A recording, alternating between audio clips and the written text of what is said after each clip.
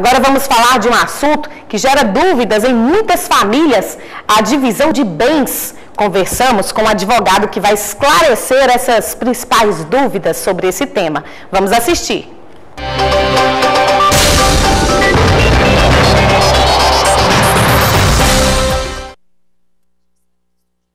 Questionamentos na hora de fazer uma divisão de bens de pai e mãe, a chamada herança. Hoje a gente está aqui com o advogado Antônio Neto, que ele vai dar alguns detalhes para a gente de como funciona esse procedimento. Doutor, o primeiro passo, o que a pessoa precisa fazer no caso de morte do pai ou da mãe? Como é que vai funcionar essa divisão do que foi deixado? Yara, é um tópico muito importante, que é interessante que o público realmente saiba.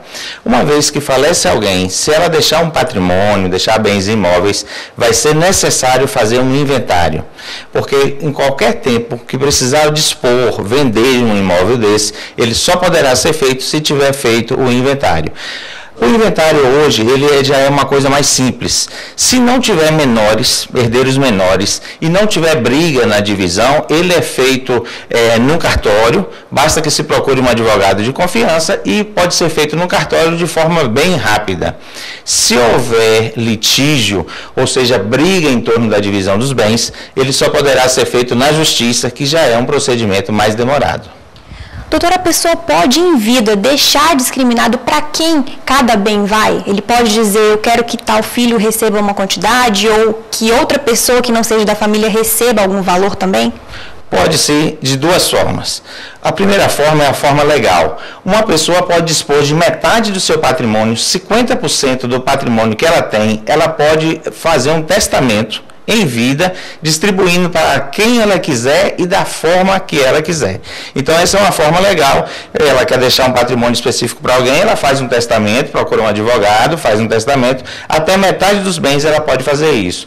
A outra metade é de herança obrigatória dos herdeiros, a pessoa não pode dispor. Existe uma forma informal de se fazer isso também, que é a pessoa reunir ali os filhos, fazer a divisão, propor uma forma de divisão, ver se todo mundo aceita, e aí ele faz uma manifestação de última vontade perante os filhos, que geralmente os filhos costumam respeitar.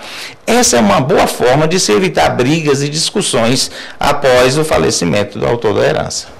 No caso, se esse autor for casado e tiver filhos, como é que vai ficar essa divisão?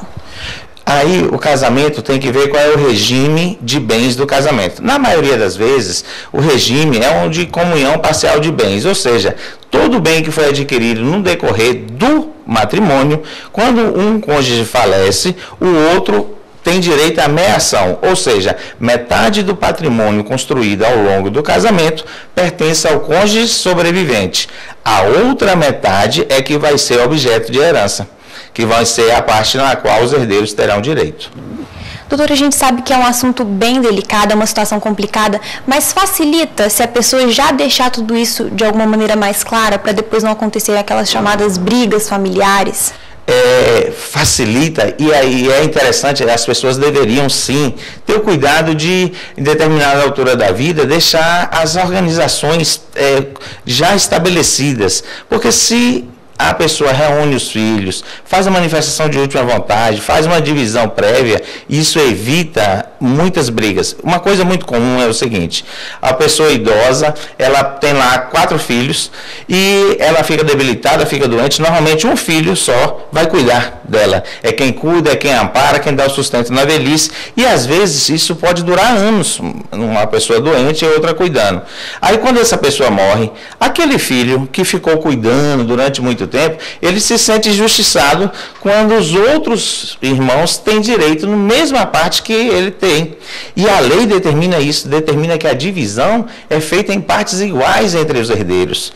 Então, é interessante que se faça em vida, sim, essa divisão, para evitar a briga, porque a briga, a discussão, o litígio, quando esse inventário precisa ser judicial, infelizmente a nossa justiça é lenta e demorada, é o que causa um transtorno muito grande depois.